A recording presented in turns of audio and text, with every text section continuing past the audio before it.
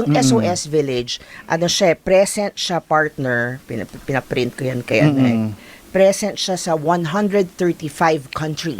Non-government organization siya, international. So siya pala ang pinakamalaki na organisasyon kung saan ang kanilang goal, no? They take care of children who are neglected, napabayaan at inabandonan ng kanilang mga magulang. So binibigyan sila ng parang second home. Kung saan dito sa kanilang tahanan ay may mga nanay sila. Oo. Okay. So, inaalagaan nila yung mga batang na-abandona o na-neglect ng kanilang magulang hanggang sila po ay lumaki. So, pinagpapaaral sila, tapos sila ay inaalagaan yung kanilang healthcare hanggang sila po ay makahanap na ng trabaho on their own. Hanggang maging young adults sila. Correct. So, talagang ito ay second home nila. Diba? So, nakakatuwa kasi madami tayong SOS dito sa ating bansa. Meron din sa Alabang, nandiyan din ako last year. Sa buong bansa may iba-iba rin, hindi lang isa. Hindi lang isa. Okay, but at least worldwide 135 sila. Wow. Okay, so gusto ko lang sabihin, no, syempre ang ating pong village, ako na yung mananawagan for them, no. Meron silang siyempre, ang hirap i-sustain yan, partner. Nung ako ay pumunta dyan po nung Martes, meron silang 95 children sa kanilang village at alos 30 to 50 ang kanilang mga nanay at yung mga nag-aalaga sa kanila. Ang hirap, doon nga sa area kung saan kami... Volunteers ba sila, Doc? Hindi. May allowance naman to support the system. Pero dyan makikita mo sa yung kung saan kami, kulang-kulang na yung kanilang ilaw. Alam mo yun, ang dami nilang pangangailangan, no? So, yun nga, batiin ko lang partner Go ahead.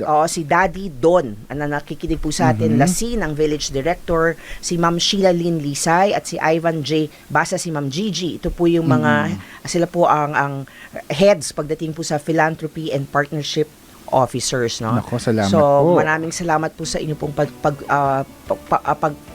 tuloy-tuloy na pag-aalaga sa ating pong mga kabataan dyan po sa SOS Lipa. Okay, partner, sabihin ko lang, gusto ko lang banggitin kasi meron silang mga pangangailangan, no? So, syempre, kailangan nila ng gatas, kailangan nila ng grocery, oo, kailangan din po nila ng mga toiletries, no? Pati po sana yung pang-construction repair ng kanilang 14 houses and village. Yun nga, sabi ko, ang dilim-dilim, partner, kasi walang ilaw. O at saka mga educational needs kasi pinagpapaaral nila yung mga bata. Regular school sila pumasok Pero syempre kailangan nila ng pang uniform, pang sapatos, no? Yan po, mga pang laptop, tablet, pati yung household needs, yung mga kailangan nila yung mga standard, no? Sa kusina, mga basic na ginagamit talaga. Refrigerator. Kailangan din po nila ng tulong para po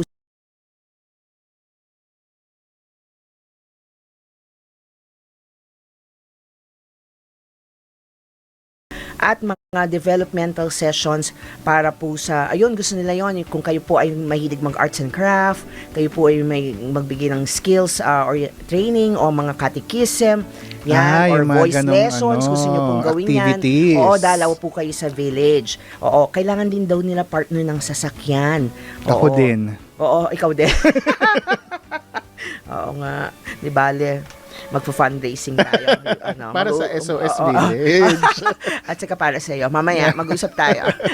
At saka yan. So, ayan, ang dami nilang So, sana po, sino man po may mabuting puso. Paano sila makakapag-donate, Doc? Yes, so, partner sila po ay maaari pong tumawag sa SOS sa numerong 0975-863-1024. Yan po ang kanilang... Ulitin natin, Doc. 0975-863-1024.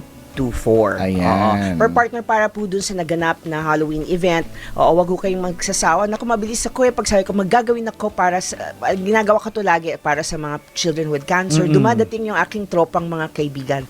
So, gusto ko pasalamatan itong mga volunteers natin, no? Si Miss Liate and family. Hello, Miss Kay Liate. Mrs. Luz Reyna, kay Lerma Kahurao, mga mga mommy, Barbie Young, basahin ko lang kay Jasmine Calma, Herald Uy, Harvard Uy, De Baron, kay Kinlit Chauco, Albert Limen Family, Marie De La Rosa, Mark Leviste, Payabut, Ginger De La Fuente. Siyempre, meron din mga organizations partner, Lasal Silverde, yung mga kanilang batch 1970. Animal Lasal! Animal Lasal, batch 1979, M3TP Cares, Collab, Linko, The Year Foundation, Big Marks and Arts ng anak ko, volunteer din kami. So it was such a big event. Sayang partner, I missed you. Yeah, And I missed your darling Tina. Next time. Marasiga, no? Yung aking po, yung ano to, yung mahal ni Franco. Mas mahal mo. Na-love ko siya.